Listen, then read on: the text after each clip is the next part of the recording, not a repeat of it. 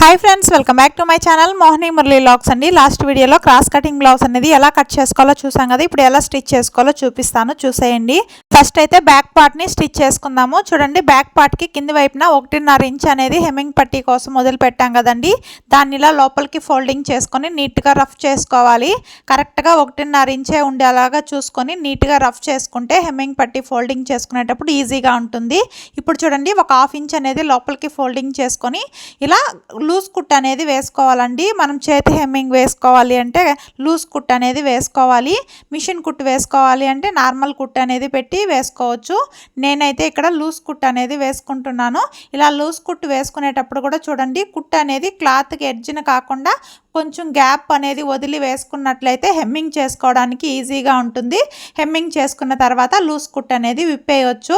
ఇప్పుడు చూడండి back dots పట్టుకోవడానికి షోల్డర్ కి మిడిల్ లో ఫోల్డింగ్ చేసుకొని హాఫ్ ఇంచ్ వెడల్పు 4 ఇంచెస్ పొడవు ఉండేలాగా బ్యాక్ డాట్ అనేది పట్టుకోవాలి। నీట్ గా రఫ్ చేసుకొని డాట్ అనేది పట్టుకోవాలండి ఇలా క్రాస్ గా। చూడండి సేమ్ ఇదేలాగా ఇంకొక వైపు కూడా డాట్ అనేది పట్టుకోవాలి। కరెక్ట్ గా షోల్డర్ మిడిల్ లో ఫోల్డింగ్ చేసుకొని హాఫ్ ఇంచ్ వెడల్పు 4 ఇంచెస్ పొడవు ఉండేలాగా బ్యాక్ డాట్ అనేది పట్టుకోవాలి। ఇప్పుడు మనకి బ్యాక్ పార్ట్ స్టిచ్చింగ్ కంప్లీట్ అయిపోయింది। ఫ్రంట్ ఎలా స్టిచ్ చేసుకోవాలో చూపిస్తాను చూసేయండి। ఫస్ట్ అయితే ఫ్రంట్ పార్ట్ ని తీసుకొని డాట్స్ అనేది స్టిచ్ చేసుకోవడానికి షోల్డర్ కి మిడిల్ లో ఫోల్డింగ్ చేసుకొని ఇలా పెట్టుకోవాలి। ఇలా పెట్టుకున్న తర్వాత మనం హూక్స్ పట్టి కాజా పట్టి జాయిన్ చేస్తాం కదండి అటు సైడ్ నుంచి 2.5 ఇంచుకి ఒక మార్కింగ్ అనేది చేసుకోవాలి। ఈ 2.5 ఇంచ్ మార్కింగ్ చేసుకున్న దగ్గర నుంచి మనం మెయిన్ డాట్ అనేది మార్కింగ్ చేసుకోవాలి। సన్నగా ఉన్న వాళ్ళకైతే 1 ఇంచ్ గానీ 1.25 ఇంచ్ గానీ సరిపోతుంది। లావుగా ఉన్న వాళ్ళకి 1.5 ఇంచ్ వరకు తీసుకోవచ్చు। నేనైతే ఇక్కడ కస్టమర్ కి చెస్ట్ అనేది తక్కువగా ఉంటుంది కాబట్టి 1.25 ఇంచ్ వెడల్పు అనేది మార్కింగ్ చేసుకున్నాను। అలాగే డాట్ హైట్ అనేది కస్టమర్ హైట్ ని వెయిట్ ని బట్టి ఉంటుంది, చెస్ట్ ని బట్టి ఉంటుందండి। 2.25 నుంచి 2.5 2.75 3 వరకు కూడా హైట్ అనేది తీసుకోవచ్చు। నేనైతే ఇక్కడ కస్టమర్ కి చెస్ట్ అనేది తక్కువగా ఉంటుంది కాబట్టి 1.25 ఇంచ్ వెడల్పు 2.5 ఇంచ్ పొడవు ఉండేలాగా డాట్ అనేది పట్టుకుంటున్నాను।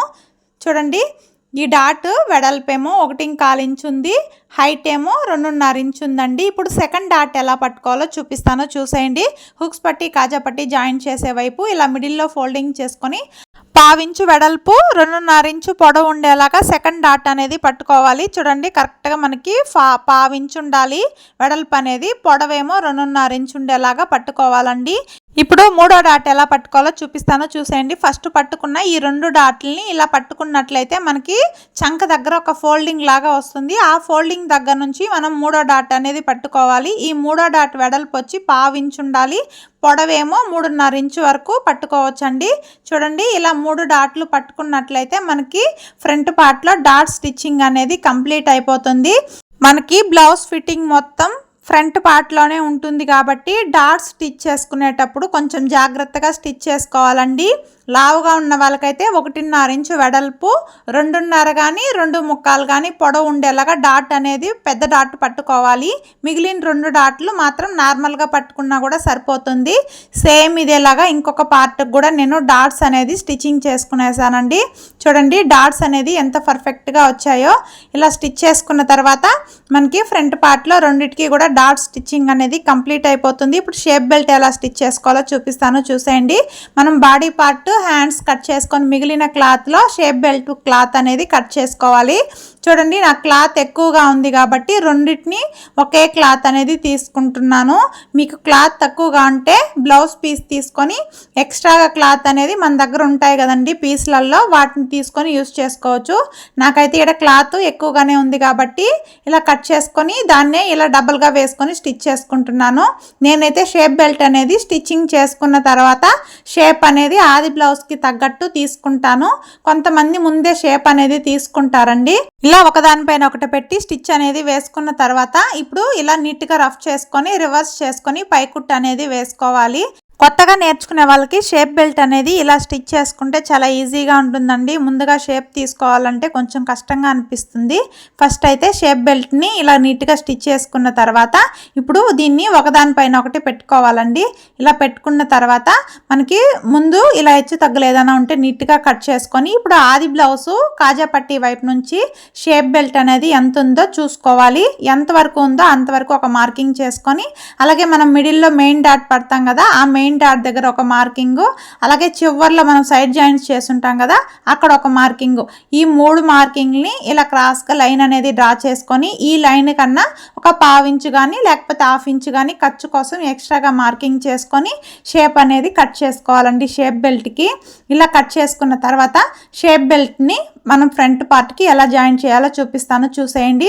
చూడండి, ఫ్రంట్ పార్ట్కి షేప్ బెల్ట్ అనేది రెండిటికి కూడా ముందు వైపు నుంచే జాయింట్ అనేది వేసుకోవాలి. అప్పుడే మనకి హెచ్చు తగ్గులు అనేది రాకుండా ఉంటుంది.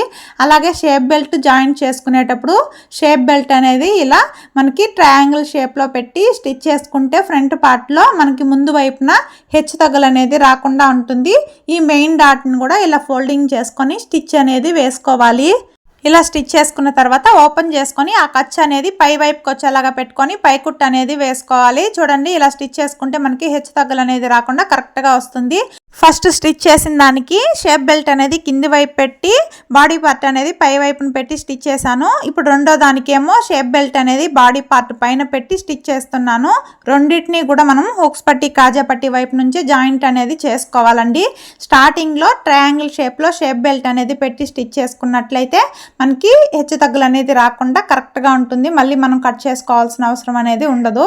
చూడండి, రెండింటికి షేప్ బెల్ట్లు అయితే జాయింట్ చేసుకున్నాం కదా, హుక్స్ పట్టి కాజా పట్టి ఎలా స్టిచ్ చేసుకోవాలో చూపిస్తాను, చూసేయండి. ఈ మిగిలిన క్లాత్లోనే హుక్స్ పట్టి కాజా పట్టి అనేది మనకి ఎక్కడ వస్తుందో చూసుకొని క్లాత్ అనేది కట్ చేసుకోవాలి. ఇలా కట్ చేసుకున్న తర్వాత మనం హుక్స్ పట్టి కోసము 2 ఇంచెస్ వెడల్పు ఉండేలాగా కట్ చేసుకోవాలి. కాజా పట్టి కోసం 3 ఇంచెస్ వెడల్పు ఉండేలాగా మన హైట్కి తగ్గట్టు, అంటే బ్లౌజ్ కాజా పట్టి హైట్కి తగ్గట్టు క్లాత్ అనేది కట్ చేసుకొని స్టిచ్ చేసుకోవాలి. ఫస్ట్ అయితే కాజా పట్టి ఎలా కుట్టుకోవాలో చూపిస్తాను, చూసేయండి. కాజా పట్టి కుట్టుకోవడానికి కాజా పట్టి కోసం తీసుకున్న క్లాత్ని కింది వైపు పెట్టి స్టార్టింగ్లో ఒక 1/2 ఇంచ్ క్లాత్ అనేది ఖర్చు కోసం ముందుకు వదిలిపెట్టేసి మనం ఫ్రంట్ పార్ట్ రైట్ సైడ్ అనేది పై వైపుకి, రాంగ్ సైడ్ అనేది కింది వైపుకి వచ్చేలాగా పెట్టుకొని స్టిచ్ అనేది వేసుకోవాలి. ఇలా స్టిచ్ చేసుకున్న తర్వాత ఖర్చుని లోపలికి ఫోల్డింగ్ చేసుకొని ఈ ఎక్స్ట్రా క్లాత్ని డబుల్ ఫోల్డింగ్ చేసుకొని ఇలా హుక్స్ పట్టినేమో లోపలికి ఫోల్డింగ్ చేసి కుట్టుకుంటాము. కాజా పట్టినేమో ఇలా పెంచి కుట్టుకోవాలి. మనం ఫస్ట్ స్టార్టింగ్లో కుట్టు వేసుకుంటాం కదా, ఆ కుట్టు వరకు ఫోల్డింగ్ వచ్చేలాగా పెట్టుకొని స్టిచ్ అనేది వేసుకున్న తర్వాత మనకి పైన కింద ఎక్స్ట్రాస్ ఏమన్నా ఉంటే నీట్గా కట్ చేసుకొని ఆ కుట్టు పక్కనే ఒక 1/2 ఇంచు వెడల్పుతో ఇంకొక కుట్టు వేసుకున్నట్లయితే కాజా పట్టి అనేది రెడీ అయిపోతుంది. ఇప్పుడు హుక్స్ పట్టి ఎలా స్టిచ్ చేసుకోవాలో చూద్దాము. హుక్స్ పట్టీని కూడా నేను కింది వైపు నుంచే జాయింట్ అనేది వేసుకుంటాను. చూడండి, మనము ఫస్ట్ హుక్స్ పట్టి కోసం తీసుకున్న క్లాత్ని కింది వైపు పెట్టి ఫ్రంట్ పార్ట్ రాంగ్ సైడ్ అనేది పై వైపుకి వచ్చేలాగా పెట్టుకోవాలి. కాజా పట్టీకేమో రైట్ సైడ్ పై వైపుకి వచ్చేలాగా పెట్టుకున్నాం కదా, దీనికేమో రాంగ్ సైడ్ పై వైపుకి వచ్చేలాగా పెట్టుకొని హుక్స్ పట్టీని లోపలికి ఫోల్డింగ్ చేసుకొని స్టిచ్ చేసుకోవాలి. కాజా పట్టీనేమో పెంచి కుట్టుకుంటాము, హుక్స్ పట్టీనేమో లోపలికి ఫోల్డింగ్ చేసి కుట్టుకుంటామండి. ఇలా నీట్గా స్టిచ్ అనేది వేసుకున్న తర్వాత పై వైపున ఎక్స్ట్రాగా ఉన్న క్లాత్ అనేది నీట్గా కట్ చేసుకుంటే ఫ్రంట్ పార్ట్కి హుక్స్ పట్టి కాజా పట్టి కూడా రెడీ అయిపోతుంది. ఇప్పుడు ఈ మిగిలిన క్లాత్లో మనకి నెక్కి హెమ్మింగ్ వేసుకోవడానికి 1.5 ఇంచు వెడల్పు ఉండేలాగా క్రాస్ పీసులు అనేది కట్ చేసుకోవాలి. పైపింగ్ చేసుకోవాలంటే 1.25 ఇంచ్ వెడల్పుతో కట్ చేసుకుంటే సరిపోతుంది. హెమ్మింగ్కి అయితే 1.5 ఇంచ్ తీసుకున్నా పర్లేదండి, ఎందుకంటే మనము కుట్టుకున్న తర్వాత ఎక్స్ట్రా క్లాత్ అనేది కట్ చేసేస్తాం కదా. ఇలా తీసుకున్న ఈ పీసుల్ని ఇలా క్రాస్గా పెట్టి జాయింట్ చేసుకోవాలి. ఇలా జాయింట్ చేసేటప్పుడు కూడా చూడండి, ఇలా వి షేప్లో ఫోల్డింగ్ చేసుకొని స్టిచ్ చేసుకుంటే మనకి ఖర్చులన్నీ కూడా ఒకే వైపుకి వస్తాయండి. ఇలా మనం ఒక ఫింగర్ అనేది ఇలా పెట్టుకొని ఇలా వి షేప్లో ఫోల్డింగ్ చేసుకొని ఒకదానిపైన ఒకటి ఇలా పెట్టుకొని క్రాస్గా జాయింట్ అనేది వేసుకోవాలి. ఇలా అన్ని జాయింట్ చేసుకున్న తర్వాత ఆ ఖర్చు మొత్తం నీట్గా కట్ చేసుకొని ఒకదానికొకటి ఉన్న జాయింట్ అనేది నీట్గా కట్ చేసుకోవాలి. థ్రెడ్ హెమ్మింగ్ పట్టి రెడీ చేసుకున్నాం కదా, ఇప్పుడు బ్లౌజ్కి షోల్డర్స్ ఎలా జాయింట్ చేసుకోవాలో చూద్దాము. షోల్డర్స్ జాయింట్ చేసుకునేటప్పుడు ఫస్టే మనం చెక్ చేసుకోవాలండి. చూడండి, ఇలా కరెక్ట్గా మనం షోల్డర్ అనేది పెట్టుకొని ఇక్కడ మనకి ఫ్రంట్ పార్ట్ బ్యాక్ పార్ట్ ఎక్కువ తక్కువ ఏమన్నా ఉందా లేదా అనేది చూసుకోవాలి. మనము స్టిచ్ చేసుకున్న తర్వాత ఇబ్బంది పడికే దానికన్నా ముందుగానే మనము ఇక్కడ ఎక్కువ తక్కువ ఏదైనా ఉంటే చూసుకోండి. ఫ్రంట్ పార్ట్ అనేది బ్యాక్ పార్ట్ కన్నా ఎక్కువగా ఉన్నట్లయితే ఇలా మిడిల్లో ఫోల్డింగ్ చేసుకొని ఒక డాట్ అనేది పట్టుకున్నట్లయితే బ్యాక్ పార్ట్తో సమానంగా ఫ్రంట్ పార్ట్ అనేది రెడీ అయిపోతుంది.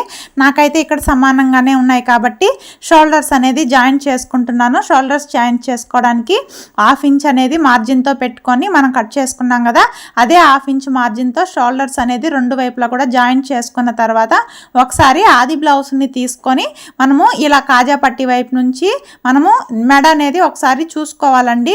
మనం పెట్టిన మెడ అనేది ఆది బ్లౌజ్కి తగ్గట్టు ఉందా లేకపోతే ఎక్కువగా ఉన్నదా అనేది ఫస్టే మనము చెక్ చేసుకొని మనము స్టిచ్ అనేది వేసుకోవడానికి మెడ అనేది తగ్గించుకోవడానికి అవకాశం అనేది ఉంటుంది. ఇలా మెడని ఒక్కొక్క రవ్వగా పట్టుకుంటూ చెక్ చేసుకోవాలండి.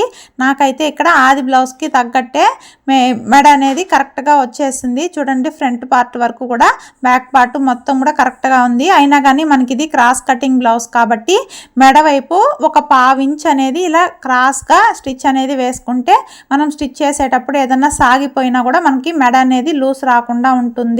కాబట్టి ఇలా చెక్ చేసుకొని మెడ వైపు ఒక 1/2 ఇంచ్ అనేది ఇలా క్రాస్గా స్టిచ్ అనేది వేసుకోండి. క్రాస్ కటింగ్ బ్లౌజ్ మనకి కరెక్ట్గా ఉన్నా కూడా సాగిపోతుందండి. మనం మెడ పట్టి అనేది జాయింట్ చేసేటప్పుడు ఎక్కడ కూడా మనం ఫ్రంట్ పార్ట్ని సాగదీయకుండా మెడపట్టి అనేది కుట్టుకుంటూ రావాలి.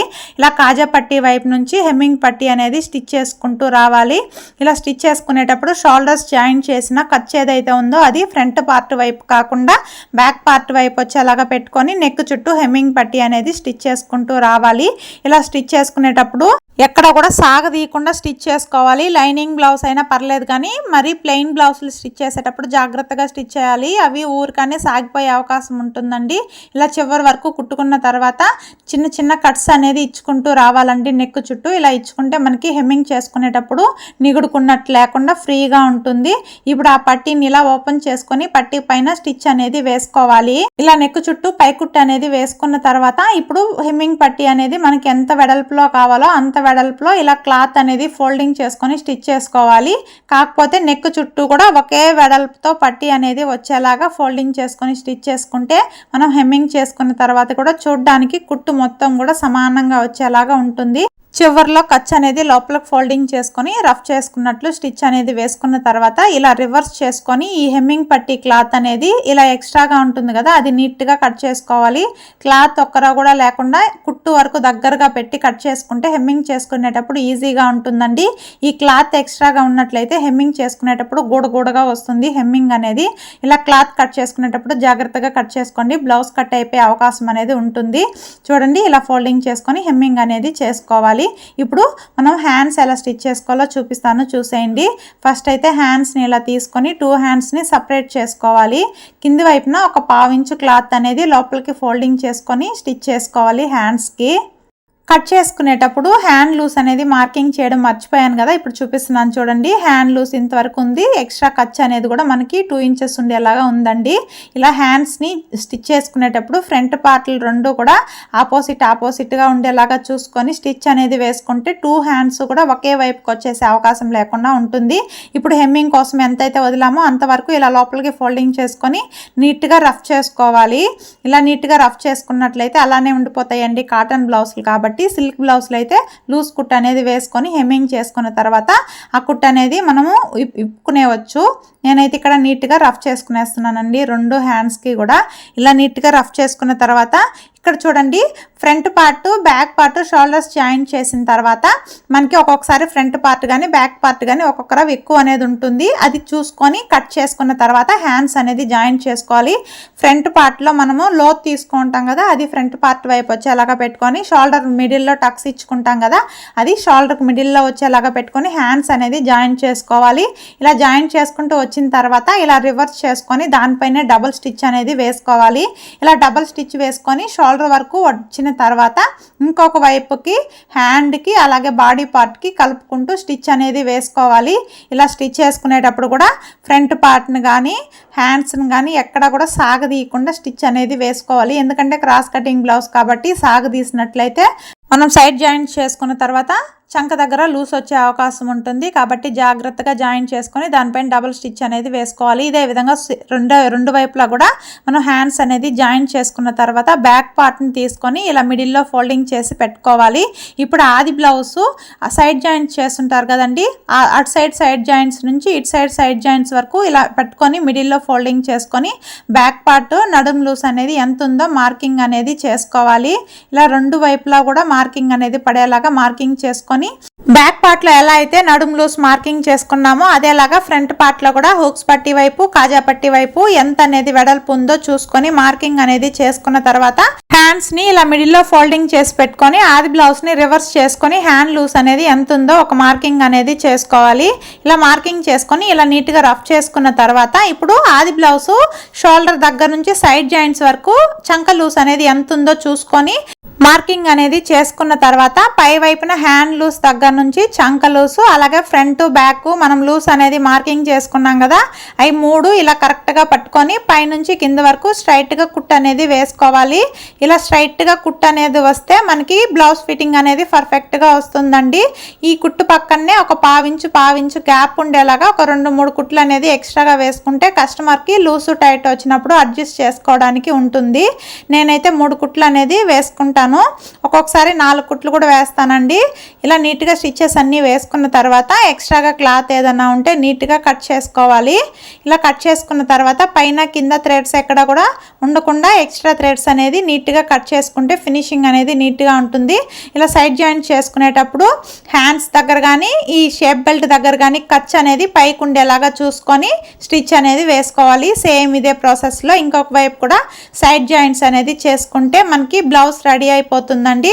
సెకండ్ వైపు హ్యాండ్స్ జాయింట్ చేసుకునేటప్పుడు ఆది బ్లౌజ్ తో పని లేదండి, ఆల్రెడీ మనం ఒక హ్యాండ్ అనేది స్టిచ్ చేసుకుంటాం కాబట్టి ఆ హ్యాండ్ లూస్ ని పట్టుకొని ఇంకొక వైపున జాయింట్ అనేది వేసుకుంటే సరిపోతుంది. ఈ వీడియో మీకు నచ్చినట్లయితే లైక్ చేసి ఛానల్ ని సబ్స్క్రైబ్ చేసుకోండి. బ్లౌజ్ కటింగ్ కానీ స్టిచ్చింగ్ కానీ నేను స్టిచ్ చేసేది అనేది చాలా ఈజీగా అనిపిస్తుందండి. నాకు కొత్తగా నేర్చుకోవాలి అన్న వాళ్ళకి బాగా యూస్ అవుతుంది. చూడండి, ఆల్రెడీ కటింగ్ వీడియో కూడా అప్లోడ్ చేశాను, ఎవరన్నా చూడనట్లయితే ఈ వీడియో కింద డిస్క్రిప్షన్లో ఇస్తాను చూడండి. బ్లౌజ్ మొత్తం కూడా కంప్లీట్ అయిపోయిందండి. బ్లౌజ్ ఫినిషింగ్ మీరే చూడొచ్చండి ఎంత నీట్గా వచ్చిందో. ఫ్రంట్ పార్ట్లో హుక్స్ పట్టి కాజా పట్టి వైపు గ్యాప్ అనేది రాకుండా రెండు కూడా సమానంగా వచ్చేలాగా ఎంత నీట్గా వచ్చిందో. నా కటింగ్ అండ్ స్టిచ్చింగ్ చాలా ఈజీగా అనిపిస్తుందండి. ఓకే ఫ్రెండ్స్, వీడియో నచ్చినట్లయితే లైక్ చేయండి. Bye friends.